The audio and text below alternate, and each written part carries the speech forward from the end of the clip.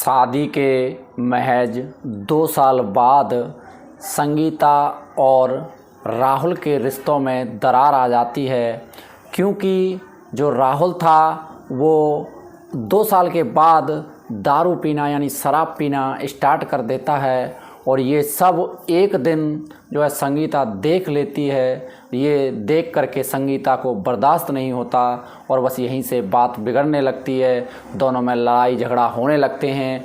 लड़ाई झगड़ा इतने बढ़ जाते हैं कि बात तलाक पर पहुंच जाती है। और जब तलाक पर पहुंचती तो दोनों के बीच तलाक हो जाता है। और तलाक होने के बाद संगीता कुछ दहेज का जो सामान दिया था वो सामान और 4 लाख रुपए कैश जो दहेज में दिए थे और इकलौती उनके राहुल और संगीता की लड़की थी उसको लेकर के और अपने मायके चली जाती है। और इधर राहुल अपने घर वालों के साथ जो है दोनों के रिश्ते हमेशा हमेशा के लिए टूट जाते हैं। लेकिन शादी के 7 साल बाद अचानक एक दिन राहुल और संगीता का ट्रेन में मिलन होता है। जब अचानक से राहुल संगीता को देखता है तो देखने के बाद राहुल हक्का बक्का रह जाता है और उसके पैरों तले ज़मीन खिसक जाती है।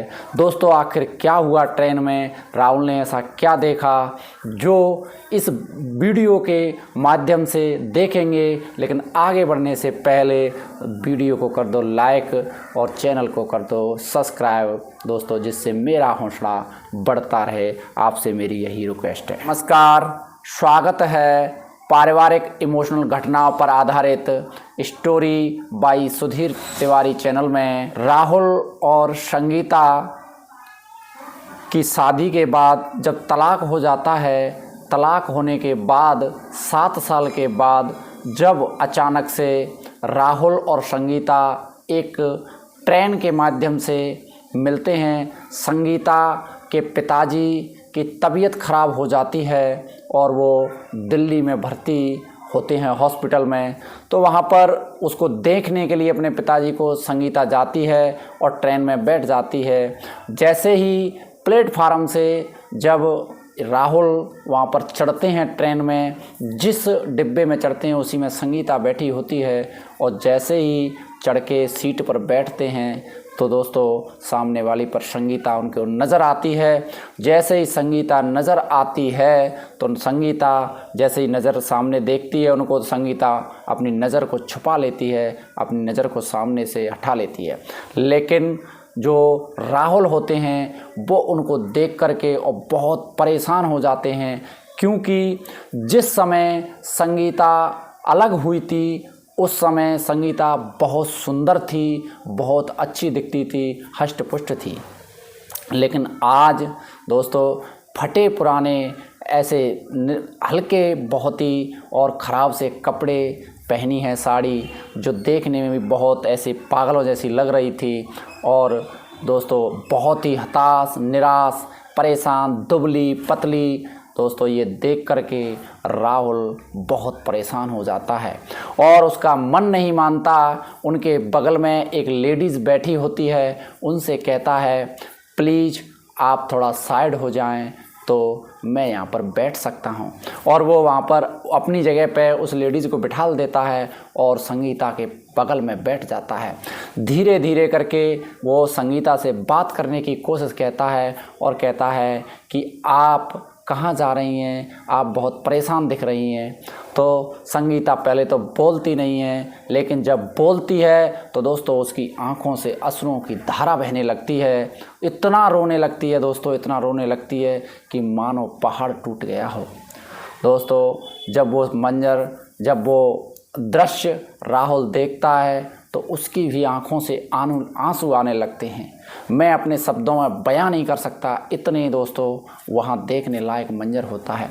फिर जब ज़्यादा देर हो जाती है, बहुत देर के बाद वो बार बार उनसे पूछने की कोशिश करते हैं कि आखिर तुम्हारे साथ क्या हुआ ऐसा कि ये नौबत आन पड़ी है। तब संगीता एक दबी हुई सी आवाज़ में, सहमी हुई सी, डरी हुई सी कहती है कि मैं आपको बताऊं तो कैसे बताऊं, किस मुंह से बताऊं। फिर भी वो रिक्वेस्ट करते हैं, राहुल कहते हैं कि प्लीज़ आपके साथ क्या हुआ, क्या परेशानी हुई आप बता दीजिए।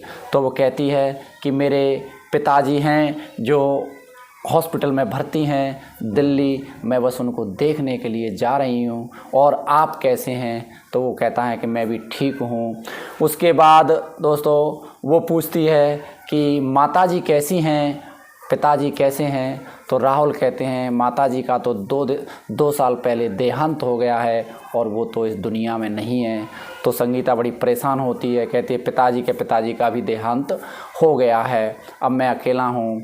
और जब राहुल पूछते हैं कि आपकी माँ वगैरह सब भैया कैसे हैं, ठीक हैं, तो कहती है और आपकी ये दुर्दशा कैसे हुई। तो कहती है बच्ची हमारी कैसी है। तो कहती है कि बच्ची स्कूल में पढ़ने के लिए गई है, बच्ची अच्छी है आपकी, और जो हमारी माँ हैं वो अब इस दुनिया में नहीं है। हमारा एक भाई है, उस जो आपने पैसे दिए थे 4 लाख रुपए, वो भाई ने अपनी जो है कछु तो दारू और ऐश करने के उसमें उड़ा दिए, मुझसे सब कुछ ले लिया और कुछ पिताजी में लगा दिए। इस प्रकार मेरे पास अब कुछ नहीं बचा और मैं दर दर की ठोकर खा रही हूँ, बड़ी मुश्किल से अपना गुजारा करती हूँ। और पड़ोस के जो 2 घर होते हैं उनमें मैं झाड़ू पोछा करके और अपनी बच्ची को पढ़ा रही हूँ और 7-8 हज़ार रुपये महीना कमा के अपना गुजारा कर रही हूँ। दोस्तों इस बात को जब राहुल सुनते हैं तो परेशान हो जाते हैं और राहुल से पूछती है कि आप कहाँ जा रहे हो। तो वो कहते हैं राहुल कि मैं दिल्ली एक कंपनी में इंटरव्यू देने के लिए जा रहा हूँ। दोस्तों इस प्रकार ट्रेन आगे बढ़ती है और वो धीरे धीरे चलते हैं। एक दोस्तों जब मूंगफली बेचने वाला आता है तो उससे राहुल 2 पैकेट मूंगफली के लेता है और संगीता की तरफ हाथ बढ़ाते हुए कहता है कि लो आप मूंगफली ले लो। तो संगीता दुख भरे शब्दों में कहती है कि मैं किस मुंह से आपकी ये ले सकती हूँ मूंगफली, आपके ये मैं लेने लायक नहीं हूँ, मैं दोषी हूँ, मैं नहीं ले सकती।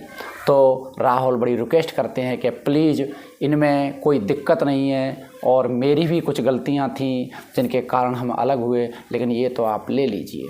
दोस्तों ये सब बातें होती चली जाती हैं। अब उसके बाद राहुल फिर कहते हैं कि आप जो है उधर से कब लौटोगी। तो वो कहती है संगीता कि मुझे 2-3 दिन तो लग ही जाएंगे। तो वो कहती है कि जब भी आप लौटें तो मुझे बता के लौटना। तो वो कहते हैं कि मैं अब बाई ट्रेन के द्वारा नहीं आऊँगी, अब मैं वहाँ से मुझे बस के द्वारा आऊँगी, उससे मुझे अपना जाने का जो अपना गांव है वो सूटेबल पड़ेगा, इससे मैं बस के द्वारा आऊँगी। तो वो कहता है कि जब भी आप आओ तो मुझे बता के आना, मैं भी उधर से आपके साथ ही आ जाऊँगा। और इस प्रकार दोस्तों बातों ही बातों में जब तक दिल्ली आ जाती है, जब दिल्ली पहुंचते हैं तो संगीता कहती है कि और आपके भैया भाभी कहते हैं कैसे हैं। तो ये कहता है राहुल कि भाभी का भी देहांत हो चुका है, अब हम अकेले हैं, घर पर कोई नहीं है, सिर्फ भैया हैं। दोस्तों संगीता, अब मैं भी बहुत दुखी हो रहा हूँ। दोस्तों संगीता बहुत दुखी हो जाती है, कहती है एक भरा पूरा परिवार था और जब हम अलग हुए थे उस समय सब लोग बड़े प्यार से बड़े प्रेम से रहते थे और मेरे जाने के बाद आप पर भी दुखों का पहाड़ टूट पड़ा है। और इस प्रकार दोस्तों दिल्ली आने के बाद जब वो अलग अलग उतर जाते हैं, उतरने के बाद संगीता अपने पिताजी के पास हॉस्पिटल चली जाती है और ये जो राहुल होते हैं वो कंपनी में इंटरव्यू देने के लिए चले जाते हैं। इनका इंटरव्यू होता है और वहाँ पर इंटरव्यू में ये पास हो जाते हैं और इनकी नौकरी लग जाती है और इनको 15 दिन के बाद बुलाने के लिए कह दिया जाता है कि हम आपको 15 दिन के बाद बुला लेंगे। और इनकी जो पोस्ट होती है उस कंपनी में मैनेजर की पोस्ट होती है, 80,000 रुपये इनका मंथली वेतन होता है। दोस्तों ये वहाँ पर 1-2 दिन ठहरते हैं। ठहरने के बाद जब संगीता का फ़ोन आता है, कहती है कि अब हम चल रहे हैं, तो उधर से ये दोनों साथ में ही वहाँ मिल जाते हैं, साथ में ही आते हैं बातें करते हुए। दोस्तों तो ये इनमें आपस में वही बातें होती हैं कि मैं अपनी मर्ज़ी से नहीं करा था, मैं दोस्तों के साथ सोबत में पड़ गया था और ये जो दोस्तों IPL का जो चल रहा था उसके चक्कर में मेरा जो पैसा था वो सब डूब गया था, सब चला गया था। बस वहीं से जब मेरा पैसा चला गया मैंने टेंशन में दोस्तों के साथ दारू पीना स्टार्ट कर दिया और बस यह मेरी सबसे बड़ी गलती थी कि मैंने आपके साथ आपको वहाँ से तलाक दे दिया, आपको वहाँ आपके साथ मैंने अच्छा व्यवहार नहीं किया। दोस्तों इस तरीके से ये दोनों अपनी अपनी बातें कहने लगे बस में, और सारे रास्ते यही बातें होने लगीं। संगीता अपनी कहती है कि नहीं मेरी गलती थी, आपकी कोई गलती नहीं थी, आप तो ठीक थे, लेकिन मैंने आपको बुरा भला कहा, हमें ऐसा नहीं करना चाहिए था, हमें संयम बरतना था, हमें अपने आप को संभालना था, हमें आपको भी संभालना था ऐसे वक्त में, लेकिन मैंने गलत किया, मैंने आपके साथ और गलत व्यवहार किया। ऐसी बातें आपस में दोनों में होती हैं, लेकिन ये सारी बातें जो बस में और भी यात्रीगण बैठे हुए थे वो सब सुन रहे थे। तो वो कहते हैं कि देखिए भाई, जो हुआ सो हुआ, उसको आप अब छोड़ दीजिए और अब आप एक नई ज़िंदगी शुरू करके आगे की बात रखिए। दोस्तों इन्हीं बातों में कुछ खाते पीते करके ऐसे ही टाइम पास होके जब तक संगीता का घर आ जाता है जहाँ पर उनका गांव था, और संगीता जब उतरने को होती है तो संगीता एकदम से दुख भरे आंसुओं को लेकर के रोने लगती है और इस राहुल से लिपट जाती है और कहती है कि मेरे अब कदम अपने मायके की तरफ नहीं उठ रहे, अब मैं जाऊंगी तो सिर्फ ससुराल जाऊंगी। और वहाँ राहुल को भी उतार करके कहती है कि आप मेरी बेटी को स्कूल से ले आइए और अब हम ससुराल चलेंगे। दोस्तों इस प्रकार और राहुल और संगीता दोनों एक बार फिर से मिल जाते हैं और मिल करके बेटी को लेकर के अपने घर जाते हैं। दोस्तों आपसे एक रिक्वेस्ट है कि इस कहानी का शीर्ष, इस कहानी का उद्देश्य ये है दोस्तों, अगर आप संयम बरतेंगे, एक दूसरे से कट वचन नहीं कहेंगे, तो मैं आपसे कहता हूं कि किसी का इस तरीके से परिवार नहीं टूटेगा। परिवार हमेशा कट वचन, एक दूसरे पर टोंट कसना, एक दूसरे पर तंग कसना, बस उन्हीं से परिवार टूटता है और बाद में उनको पछतावा होता है। तो मैं यही कहूँगा कि जब भी आपके घर में, आपके आसपास, आपके यार दोस्तों के यहाँ, आपके अड़ोस पड़ोसियों में अगर कोई ऐसा दोस्तों लड़ाई झगड़ा या विवाद होता है तो उसको आप सुलझाने की कोशिश करें। उन शब्दों का जवाब कट शब्दों से न दें, उसको प्रेम से बात को बनाने की कोशिश करें। यही मेरा आपसे उद्देश्य है, किसी को परेशान करना नहीं है, बस दोस्तों सावधान करना है, आपको सचेत करना है, आपको समझाना है कि जिससे कभी किसी का परिवार न टूटे।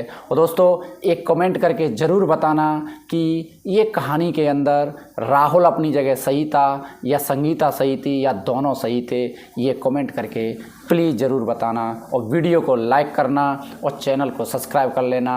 दोस्तों इन्हीं शब्दों के साथ मैं आपसे विदा लेता हूँ, मिलते हैं एक नए वीडियो के साथ, तब तक के लिए जय हिंद, नमस्कार।